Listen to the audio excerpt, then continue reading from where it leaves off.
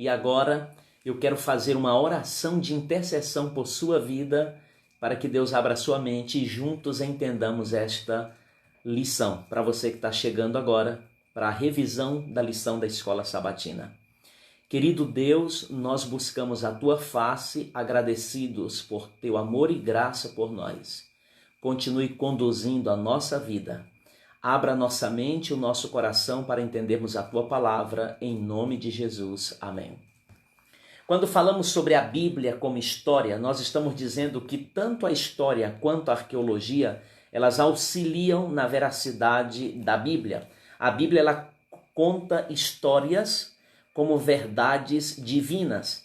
Eu gosto muito da frase que diz que as histórias, elas começam, as histórias espirituais da Bíblia, elas começam justamente onde deveriam começar, desde o Gênesis.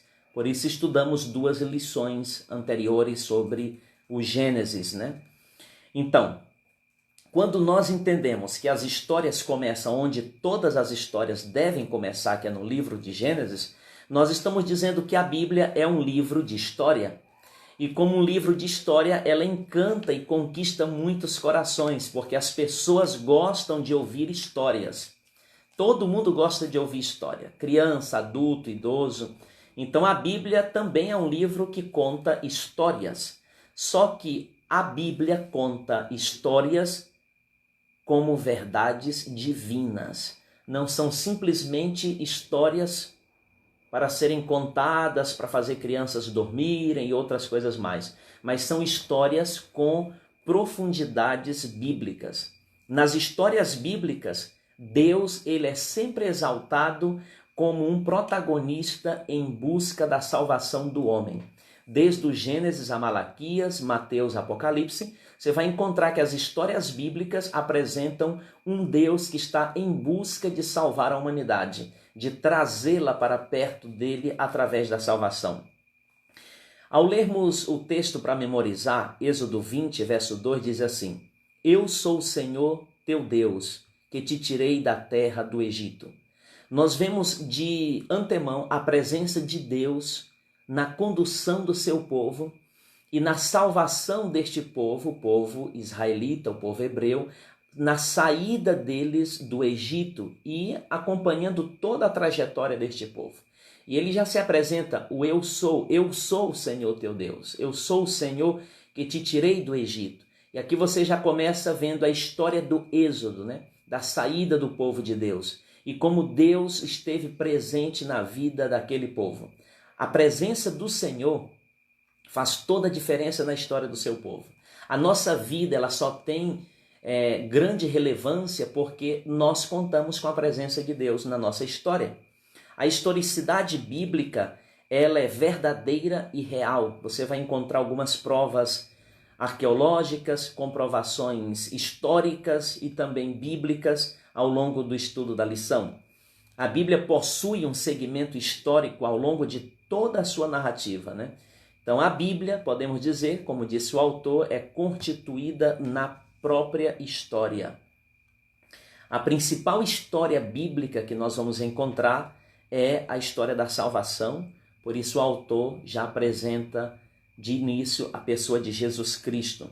As histórias bíblicas, elas confirmam a mão de Deus na condução do seu povo.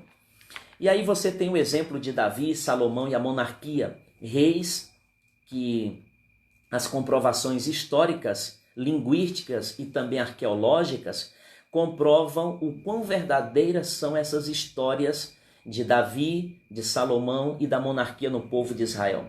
Ainda que Saul tenha sido o primeiro rei de Israel, mas foi com Davi e Salomão que aconteceram grandes conquistas na história do povo de Deus, do povo israelita. E você vai ver que esta monarquia davídica, essa monarquia de Salomão também, período do reinado desses 2 reis, eles são comprovados pela história. Então a veracidade bíblica de 1 Samuel 17 está muito clara no texto bíblico, né? Através do pequeno Davi ali, diante da sua luta com o grande e gigante Golias, o povo de Deus foi vencedor, e isso aconteceu justamente ali no vale conhecido como Vale de Elá. A precisão da localização deste acontecimento bíblico, dessa história bíblica, mostra o quão verdadeira é a história bíblica aqui contada por 1 Samuel 17. Você vai ver aí alguns sítios arqueológicos que, através das suas escavações, mostraram a existência dessa história ao citar o rei de Israel, a casa de Davi, 2 portões e outras coisas mais. Ou seja, a existência da dinastia de Davi, ela é tanto bíblica quanto histórica. Agora, nós precisamos ter fé, muita fé e confiança em Deus, para que tenhamos assim segurança de que as histórias bíblicas, elas são verdadeiras e que a fundamentação dessas histórias está justamente na palavra de Deus, com um segmento na história e as escavações arqueológicas que apresentaram justamente essas histórias bíblicas que vão mostrando o avanço do povo de Deus debaixo da condução de suas mãos. Tá ok? Já partimos um pouco mais avançando no estudo do Antigo Testamento. Nós vamos ver agora Isaías, Ezequias e Senaqueribe. Esses personagens bíblicos, você vai ver que todos eles estão tão nítidos nas histórias bíblicas que nas escavações ali de Qumran, em 1947, foram encontrados alguns fragmentos de textos, selos que apresentam a existência aí do texto bíblico do profeta Isaías. Eila Massar, uma pesquisadora do Instituto de Arqueologia da Universidade Hebraica de Jerusalém, celebrou justamente em 2018 o encontro da marca de um selo do século 8 a.C., que deve ter sido feito pelo próprio profeta Isaías. Então você tem aí uma comprovação arqueológica. Por ser a Bíblia um livro historicamente constituído, nós encontramos neste livro inúmeros relatos históricos que são confirmados por fontes extras bíblicas. Nós temos fontes judaicas, com um grande escritor e historiador Flávio Josefa, e temos fontes romanas que vão comprovando histórias bíblicas. Então, há comprovações bíblicas, históricas e arqueológicas sobre os eventos bíblicos e justamente sobre a existência de Isaías, Ezequias e Senaqueribe. A arqueologia, ela nos ajuda no seguinte: ela trouxe à tona verdades bíblicas, né? As escavações recém-acontecidas em Laques, por exemplo, descobriram os escombros da imensa destruição da cidade que ocorreu quando ela foi queimada por Senaqueribe, né? A invasão ali que Senaqueribe fez ao povo de Deus. Porém, Jerusalém não foi destruída, entendeu? Jerusalém foi sitiada, mas a Bíblia registra que o cerco durou apenas um dia, quando o próprio anjo do Senhor livrou seu povo, e isso é contado pelo profeta Isaías.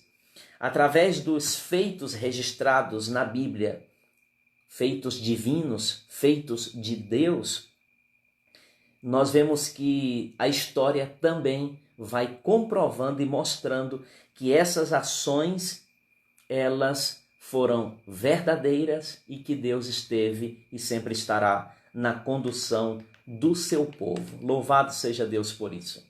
E assim chegamos ao profeta Daniel, ao rei Nabucodonosor e o reinado babilônico. E quando nós chegamos em Babilônia, nós temos agora uma historicidade mais comprovada ainda na Bíblia e também na história humana. Achados arqueológicos, por exemplo, eles confirmaram a mensagem histórica profética do livro de Daniel.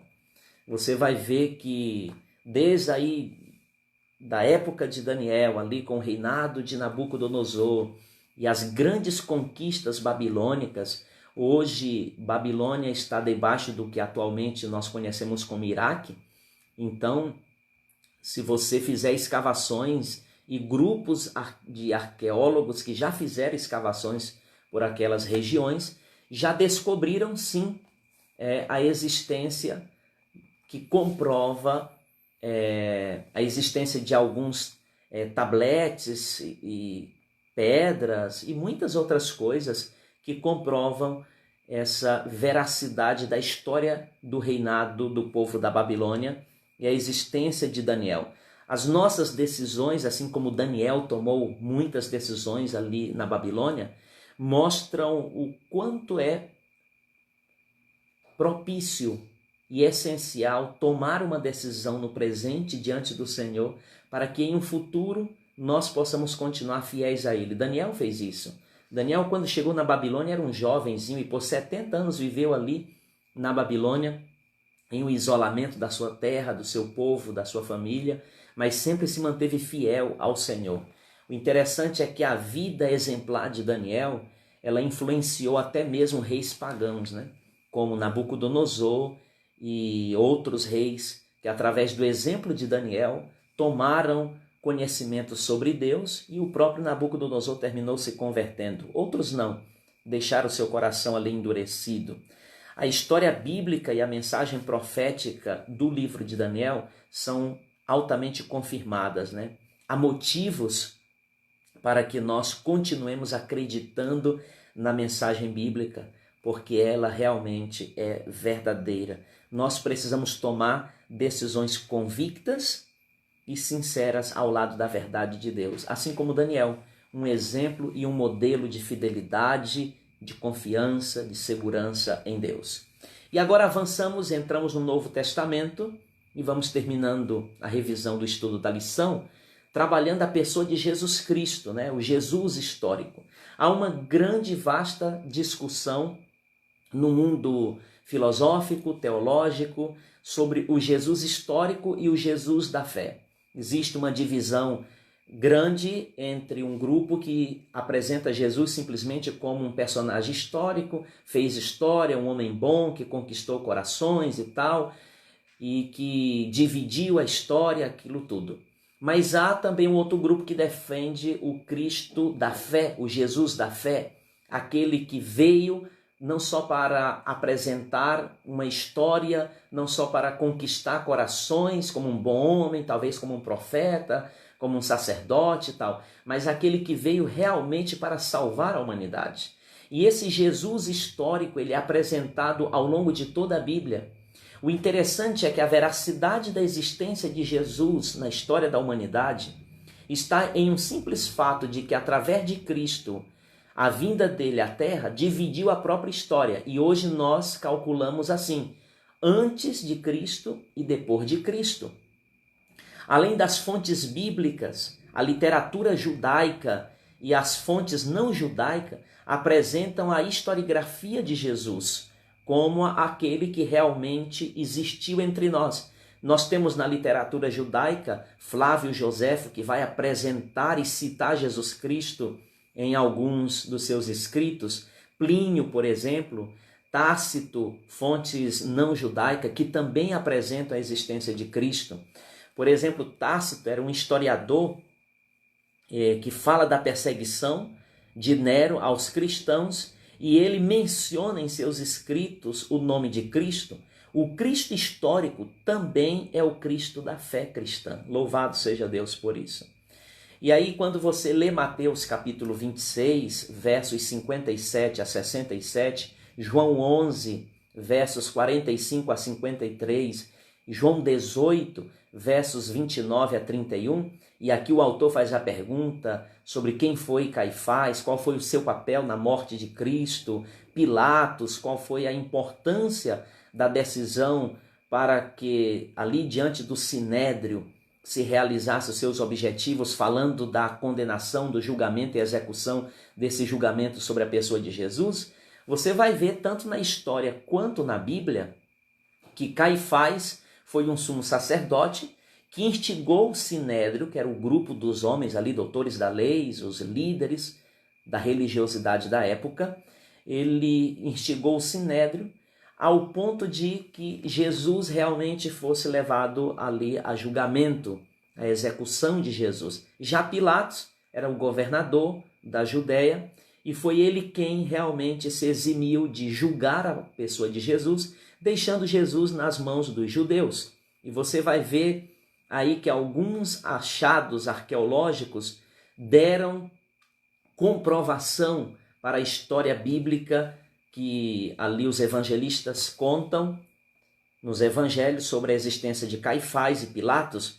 Por exemplo, em 1990, uma tumba familiar foi descoberta ao sul de Jerusalém, contendo 12 ossuários, né? E ali se trabalha e se encontra o nome de José, filho de Caifás, né? E ali você comprova a existência de Caifás. Em 1961, uma inscrição com o nome de Pôncio Pilatos, governador da Judéia, sobre o imperador Tibério César, foi encontrada em uma pedra no teatro de Cesareia Marítima, né? Então, o que nós vemos é que a historicidade bíblica ela vai sendo confirmada ao longo dessas escavações arqueológicas. Podemos dizer que Jesus Cristo é a verdade de Deus, né? E através dele, crendo nele, nós somos salvos. Jesus Cristo existiu, existe e existirá para sempre. Louvado seja Deus. Nós devemos acreditar nesse Jesus. Por quê? Porque Jesus, ele é a palavra feito carne, né? Ele é o verbo de Deus que veio ao mundo.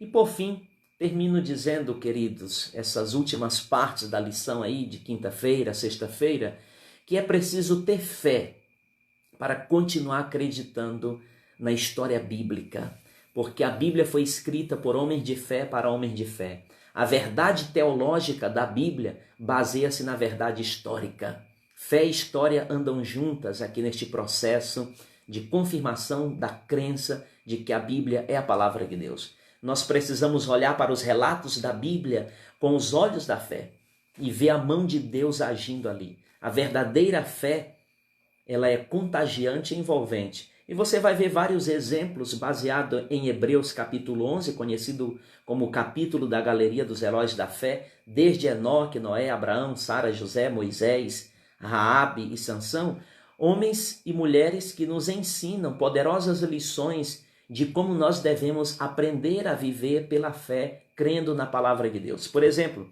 Enoque nos ensina a andar sempre com Deus, Noé nos ensina a obedecer a Deus para ser salvo, Abraão nos ensina a confiar nas promessas divinas e na condução do Senhor, Sara nos ensina a ter segurança na palavra do Senhor, quando tudo parece impossível, o Senhor faz possível. José nos ensina a ter fidelidade a Deus mesmo estando em terras estrangeiras. Moisés nos ensina a preferir ser da nação do povo de Deus do que da nação pagã, mesmo que tenha vários privilégios terrenos, terrenais, terrestres. E Raabe nos ensina a fazer escolhas certas, entendeu? Que nos levam à salvação, como ela tanto se salvou e salvou a sua família. E Sansão, em sua primeira fase, nos ensina a ser usado por Deus para salvar pessoas. Esses personagens bíblicos e históricos, eles servem para que nós entendamos o que realmente é viver pela fé em Deus. E fé é esse ingrediente da religiosidade que precisamos ter em nossa vida. Então, que a nossa vida ela seja uma inspiração de fé genuína para as pessoas, né? Que decisões cruciais estão diante de nós todos os dias que precisamos tomar e como tomar essas decisões. Nós temos muitas decisões que precisamos tomar ao lado da verdade e nós precisamos tomá-las conforme a palavra de Deus. Ao contestar as sagradas escrituras, a Bíblia Sagrada, alguns dos seus maiores críticos ficaram convencidos da sua veracidade. As verdades bíblicas e espirituais da Bíblia não podem ser provadas ou rejeitadas pelas descobertas arqueológicas. Elas são verdades bíblicas aceitadas pela fé, vividas na confiança do Senhor nosso Deus. Então, a Bíblia, ela é a história mais antiga do mundo, mas também a mais abrangente e que se renova a cada dia na sua e na minha vida. Deus abençoe você. Sigamos acreditando, confiando e anunciando as poderosas histórias da Bíblia, que são histórias que levam-nos a entender o processo e o objetivo da salvação em Cristo Jesus. Deus abençoe você. Eu quero orar com você para a honra e glória do nosso Deus. Querido Deus, obrigado pelo estudo da tua palavra, obrigado por tua graça, por teu amor e misericórdia. Continue conosco, em nome de Jesus. Amém.